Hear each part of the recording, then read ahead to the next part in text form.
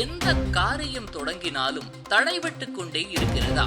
இத செய்ங்க, தொட்டதெல்லாம் வெற்றிதான். பொதுவாக நீங்கள் ஏதாவது ஒரு தொழில் தொடங்குவதோ அல்லது பொருள் வாங்குவதோ நகை வாங்குவது போலவோ திட்டமிட்டிருப்பீர்கள். ஆனால் அதற்கு மாறாக வேறு செலவுகள் ஏற்படும். குறிப்பாக மருத்துவ செலவுகள். அதாவது எங்கேயாவது சென்று கொண்டிருக்கும் பொழுது திடீரென்று வண்டி ஆக்சிடென்ட் ஆவது, வீட்டில் யாருக்காவது உடம்பு சரியில்லாமல் போவது, திட்டமிட்டபடி வரவுகளை விட செலவுகள் அதிகமாக செல்வது, இப்படி விரய செலவுகள் அதிகமாக ஏற்பட்டு கொண்டிருக்கிறதா? மேலும் ஒரு குடும்பத்தில் தலைமுறையாக வாழ்ந்தவர்களின் வரலாறு, அதாவது தாத்தா ராஜாவாகவும் பேரன் பிச்சைக்காரனாகவும் வாழ்ந்த கதையெல்லாம் உண்டு. ஒருவர் நொடிந்து போய்விட்டால் அவரை பார்த்து பலர் சொல்வார்கள், இவருடைய முன் தலைமுறை எப்படி இருந்தது தெரியுமா?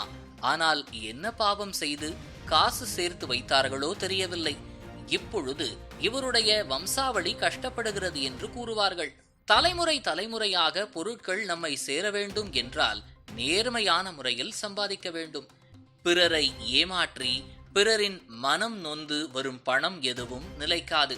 அதேபோல் ஒருவர் உழைத்த பணத்தை தொலைத்து விட்டார் எனில் அல்லது வேறு யாராவது எடுத்துக்கொண்டால் அவரை பார்த்து சிலர் கூறுவார்கள், இது நீ உழைத்து சம்பாதித்த பணம், இது எப்பொழுதும் உன் கைக்கு வந்து சேரும், அவர்கள் அதன் பாவத்தை அனுபவிப்பார்கள் என்று கூறுவார்கள். அதேபோல் அவர் கைக்கு அதைவிட பணம் அதிகமாக சம்பாதிக்கும் அளவிற்கு கடவுள் உயர்த்துவார். பணத்தை எடுத்தவருக்கு தக்க தண்டனையும் கிடைக்கும். இது எல்லாம் எதனால் நமக்கு காரிய தடை ஆகிறது, செலவு அதிகமாகின்றது என்பதை குறிப்பிடுவதாகும். அதேபோல் செலவுகள் குறைந்து வரவுகள் அதிகரிக்கவும், எடுத்த காரியம் வெற்றியாகவும் நீங்கள் இதை செய்தாலே போதும். அதாவது நீங்கள் ஏதாவது ஒரு காரியம் நினைக்கிறீர்கள், அது வெற்றி பெற வேண்டும் எனில் 7 கிராம்புகளை எடுத்து நீங்கள் இரவு தூங்கும் பொழுது தலையணைக்கு அடியில் வைத்து தூங்குங்கள்.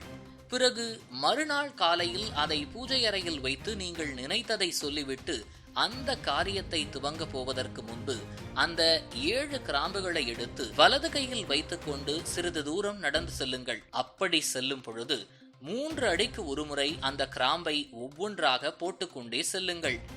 எப்போதெல்லாம் நீங்கள் நல்ல காரியம் துவங்க நினைக்கிறீர்களோ அப்பொழுதெல்லாம் இந்த மாதிரி செய்யுங்கள். எடுத்த காரியம் தடையில்லாமல் வெற்றி பெறும். மேலும் ஒரு எளிமையான பரிகாரம் என்னவென்றால், நீங்கள் ஏதாவது ஒரு நல்ல காரியத்துக்கு செல்லும் முன் 3 மிளகை எடுத்து கையில் வைத்துக் கொண்டு உங்கள் வாசலில் வலது காலில் வைத்து மிதித்துவிட்டு நீங்கள் செல்லும் திசைக்கு எதிர் திசையில் சிறிது தூரம் நடந்து சென்று மீண்டும் நீங்கள் செல்லும் திசை வழியாக திரும்பி பார்க்காமல் செல்ல வேண்டும். இப்படி செய்வதால் எடுத்த காரியங்கள் தடையே இல்லாமல் முடியும். உங்கள் வீட்டில் அடிக்கடி மருத்துவ செலவுகள் வைத்தால் மாதத்தின் கடைசி தினங்களில் உங்களால் முடிந்த அளவு பழங்களை வாங்கி தொழுநோயாளிக்கு இலவசமாக கொடுங்கள்.